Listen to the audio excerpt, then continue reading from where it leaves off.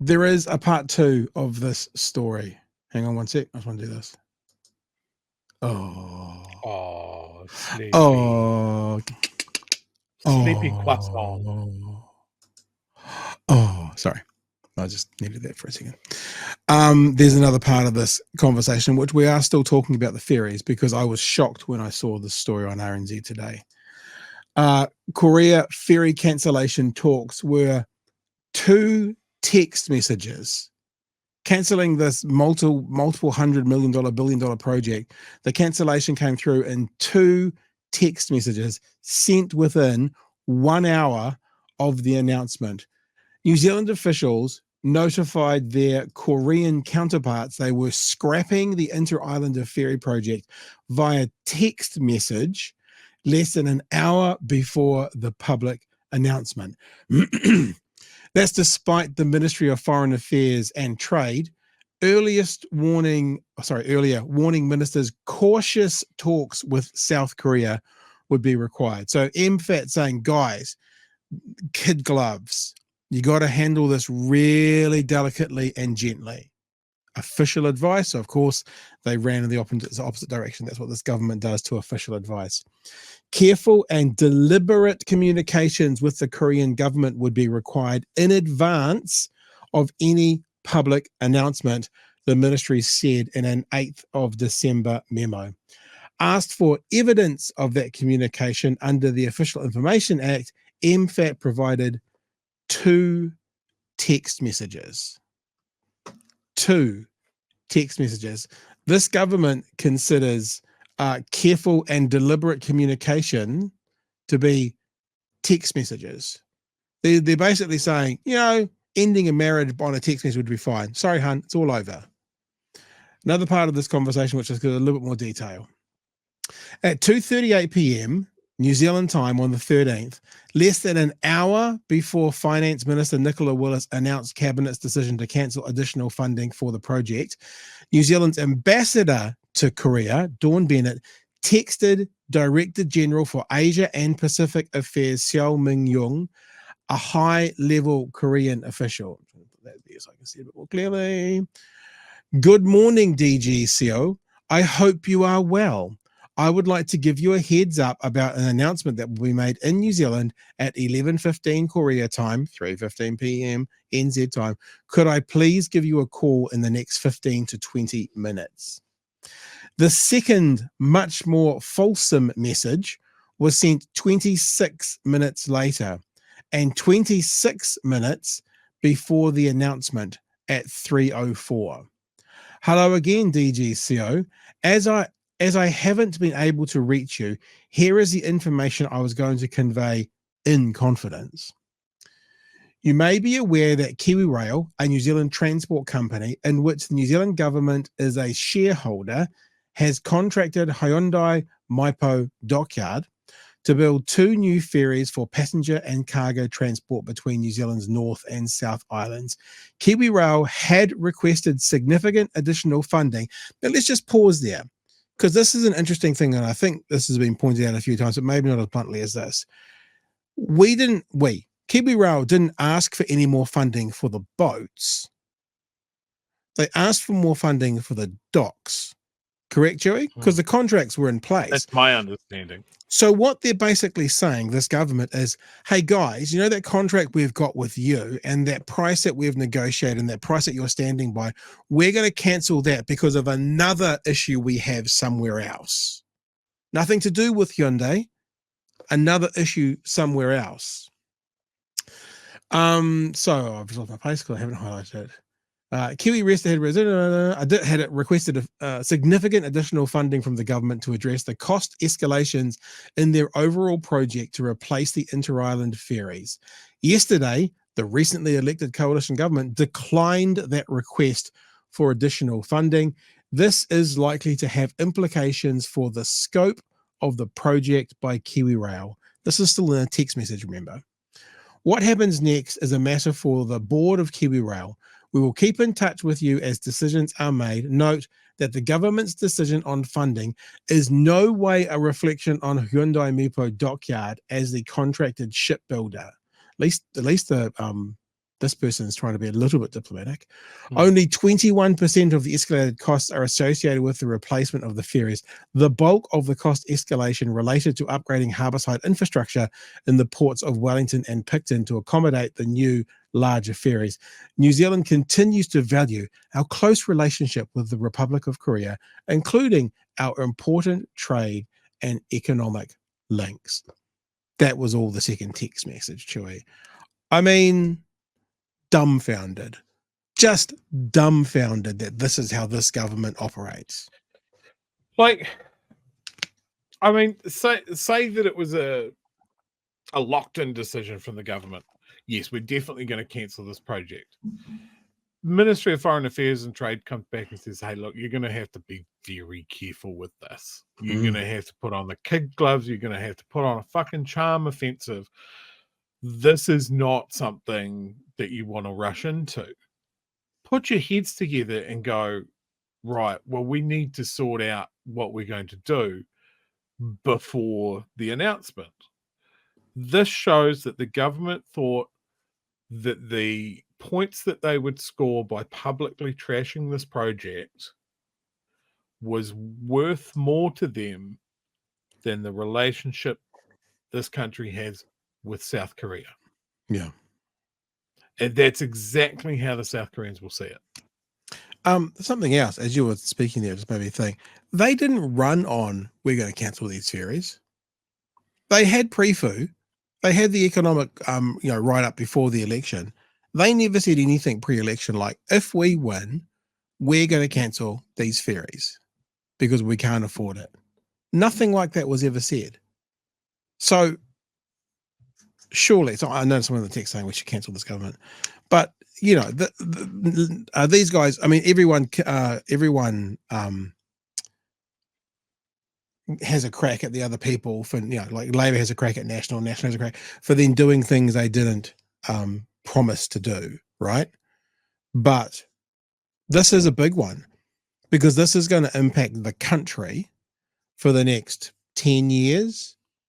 And it's going to impact the country in 50 years' time when we have to re-upgrade ferries again because our population has doubled and they're again not fit for purpose, rather than trying to think long term, as you always say Labor does, Chewy, and think about what would then suit us for the next 50 years, not what will suit us for today and have to be replaced definitely in 30 or 40 years from now. I think this, I mean, there's lots of signs of this throughout this government's decision-making process when it comes to critical national infrastructure, is they don't think long-term. They can't think long-term. They're incapable of it. Like, even when it comes to Simeon Brown's big transport announcements of this week, right? Hundreds of billions of dollars being spent on roads. Yeah. And his own little fucking pothole fund and all of that sort of stuff. Fetish. It has fetish to be called a pothole fund, not just a road maintenance fucking fund. This is all stuff that is really important to the transport lobby. Yeah. And yet they completely fumble stuff like hospital rebuilds, critical port infrastructure to handle bigger ships, making them more resilient for climate change and earthquakes, two things that this country is prone to. That is solid planning. Building that sort of infrastructure, the only good time to build it is now, and the next best time to build it is fucking yesterday. Yeah. It's not going to get any cheaper. So when they quibble on the price of these sort of things, it's like, buy it once and do it well. I won't say this government always thinks too small. They don't think we're capable of managing a project. We've always got to get an outside company in to do it. It's always got to be private public partnership or whatever it is. But then whenever that big project's gone, they shed their workers and they go back overseas. We never build anything to deal with these big projects. That's why we're constantly bringing in expertise from overseas and then losing it. And I think for this government to sort of go, no, we're good at business, we're good at infrastructure, we know those two things are lies.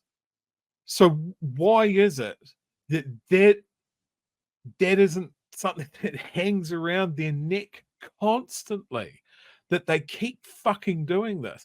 Because they seem to be able to keep this legacy of being the party of the business, the party of numbers, for decades in the face of it not being true. Yeah. How do you break that?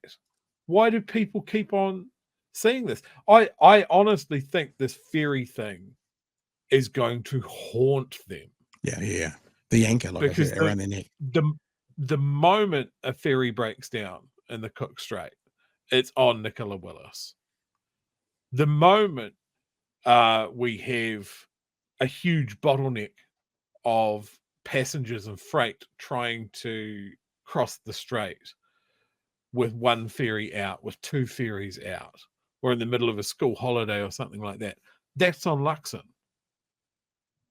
You know, it's got to be remembered. I've just had this thought in my head, because you know how we keep talking about the $3 billion blowout, the $3 billion blowout, the $3 billion blowout. You know, of course, well, first of all, as we will always say, well, they could have given $3 billion back to landlords and had $11 billion worth of tax cuts and paid for it. But that's actually not entirely true, Chewy, because the $3 billion blowout is not an additional $3 billion. It's now the total is $3 billion. So I wanted to know, what was the price of it? You know, like, what did it start off being to get to the blowout? And I've only pulled this up while I've been working here, so I can't give you like absolutely what it started off. But in June of 2021, the total cost is now forecast at 1.45 billion, and the project has a net present value of 207 million. So it's going to go to 1.45 billion. I noticed a bit further down here, February 2023. So this is before they took over. Briefing advises significant cost estimate to approximately $2.6 billion. Now, if in February of 2023, it was still going forward when we knew, according to this document from beehive.gov.nz, that it was going to cost $2.6 billion, that means the blowout is $400 million. Because it was still going ahead in February of 2023 at $2.6 billion. That would have been in pre-fu. That would have been known if they've got, I mean, like, we all know that Nicola Willis is highly qualified with her English degree to be finance minister, but I'm sure she can at least read numbers in a spreadsheet. So February of 2023, the advice was this was going to cost $2.6 billion, right? And then it ended up costing $3 billion. Now approximately $3 billion. And that's when they cancelled it. So to me, that says the actual quote unquote blowout versus getting built to not getting built. Let's be generous and say it's somewhere between 1.5 and somewhere between 400 million and 1.5 billion.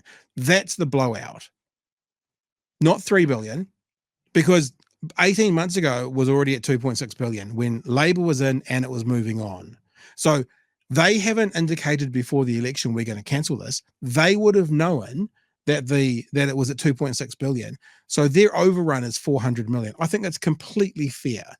That means they're going to dump this whole thing for the sake of $400 million, whilst they're giving 17 billion back in tax breaks and to landlords.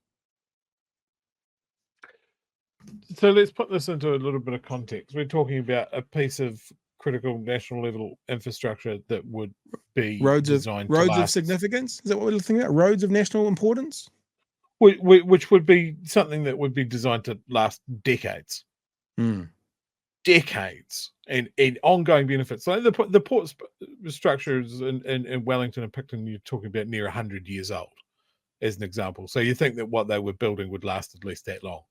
Yeah.